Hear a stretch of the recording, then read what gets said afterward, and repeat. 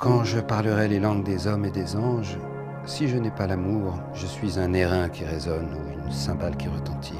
Quand j'aurai le don de prophétie, que je connaîtrai tous les mystères et que je posséderai toute science, quand j'aurai même toute la foi, jusqu'à transporter des montagnes, si je n'ai pas l'amour, je ne suis rien. Quand je distribuerai tous mes biens pour la nourriture des pauvres, quand je livrerai mon corps aux flammes, si je n'ai pas l'amour, tout cela ne me sert de rien. L'amour est patient, il est bon. L'amour n'est pas envieux, l'amour n'est point inconsidéré. Il ne s'enfle point d'orgueil. Il ne fait rien d'inconvenant. Il ne cherche point son intérêt. Il ne s'irrite point. Il ne tient pas compte du mal. Il ne prend pas plaisir à l'injustice, mais il se réjouit de la vérité.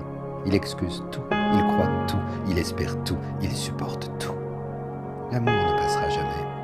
S'agit-il des prophéties, elles prendront fin. Des langues, elles cesseront. De la science, elle aura son terme.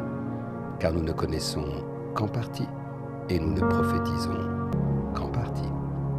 Or, quand sera venu ce qui est parfait, ce qui est partiel prendra fin. Lorsque j'étais enfant, je parlais comme un enfant, je pensais comme un enfant, je raisonnais comme un enfant. Lorsque je suis devenu homme, j'ai laissé là ce qui était de l'enfant. Maintenant nous voyons dans un miroir, d'une manière obscure, mais alors nous verrons face à face. Aujourd'hui je connais en partie, mais alors je connaîtrai comme je suis connu. Maintenant, ces trois choses demeurent: la foi, l'espérance, l'amour. Mais la plus grande des trois, c'est l'amour.